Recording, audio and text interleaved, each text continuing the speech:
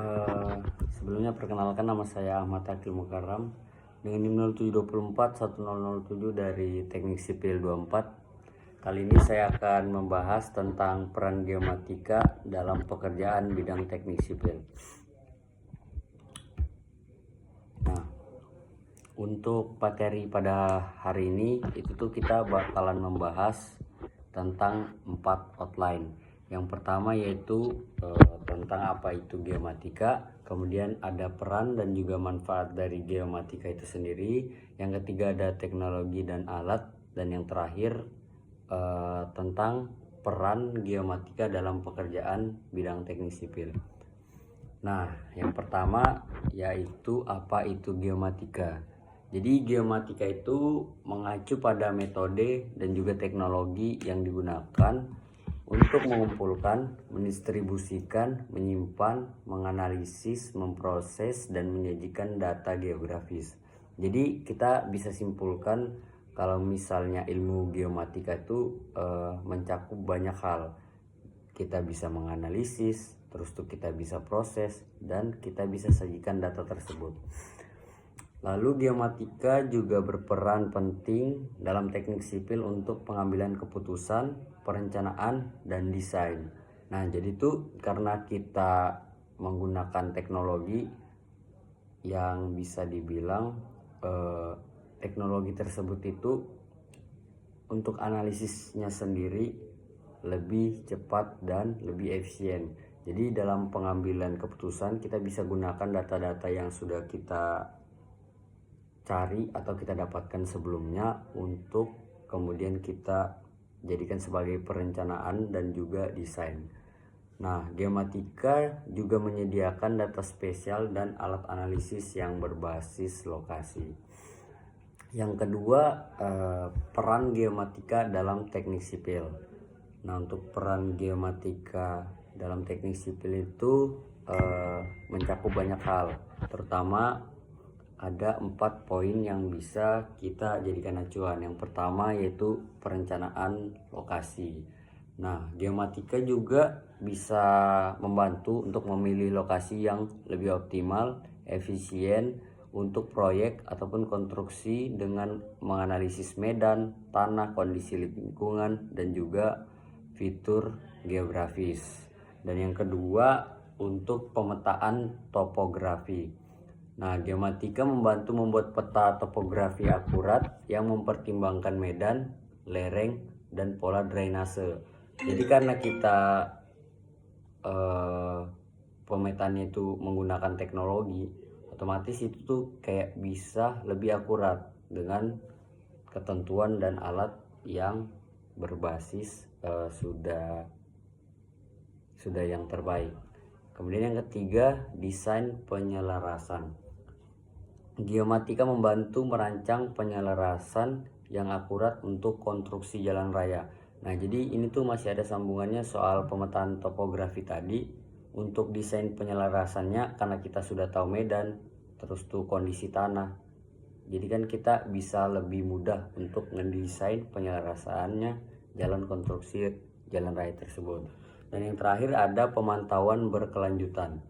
Untuk pemantauan berkelanjutan itu geomatika dapat membantu kita untuk memastikan konstruksi sesuai dengan spesifikasi yang telah direncanakan. Kemudian kita masuk ke dalam outline selanjutnya, manfaat geomatika dalam teknik sipil. Nah, ada 4 poin yang sudah saya rangkum sebagai manfaat geomatika dalam teknik sipil. Yang pertama yaitu meningkatkan akurasi, efisiensi, dan visualisasi data, meningkatkan produktivitas dan juga efektivitas kerja.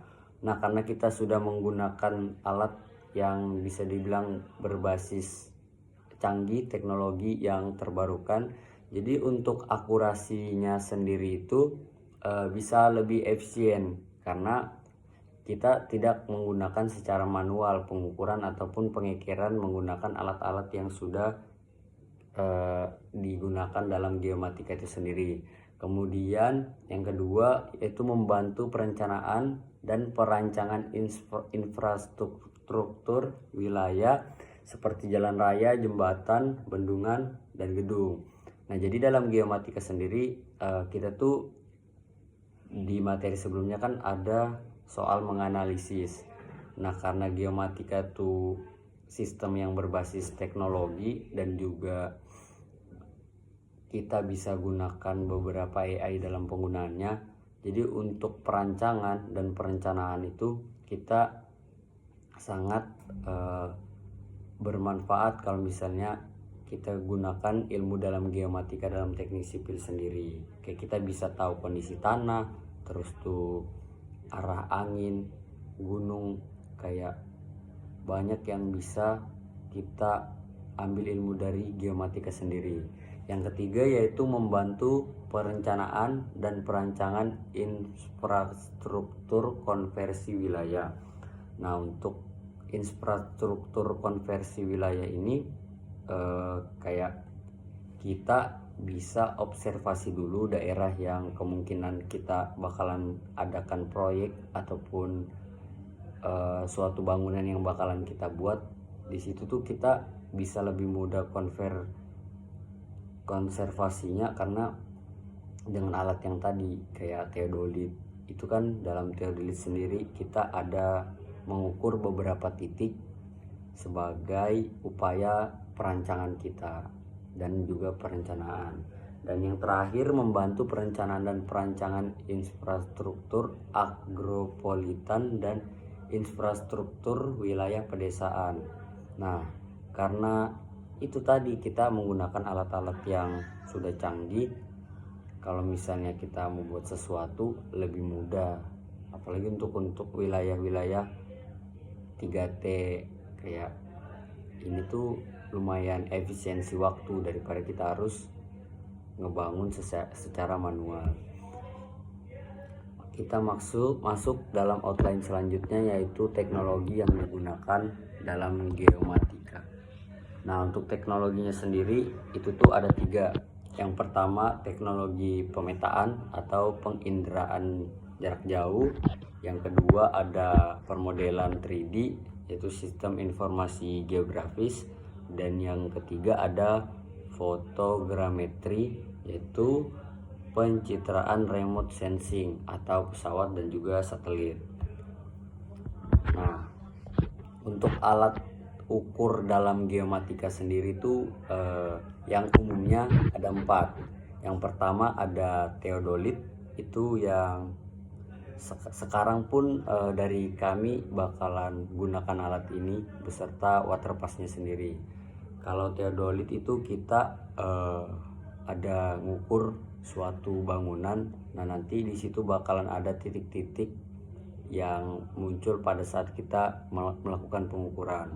Lalu yang kedua ada waterpass. Nah, waterpass sendiri itu biasa digunakan kalau misalnya kita ingin melihat suatu kemiringan, kayak kemiringan jalan.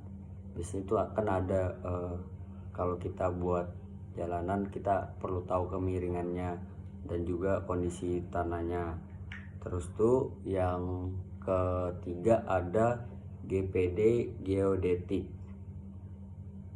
Nah, untuk GPD geodetik sendiri itu tuh merupakan perangkat yang berbasis Global Positioning System atau GPS. Nah, jadi dia tuh menggunakan GPS yang tersambung kepada satelit. Nah, metode ini tuh alat ini digunakan untuk pengukuran dalam waktu lama di titik tetap untuk mendapatkan koordinator yang presisi dan juga tinggi.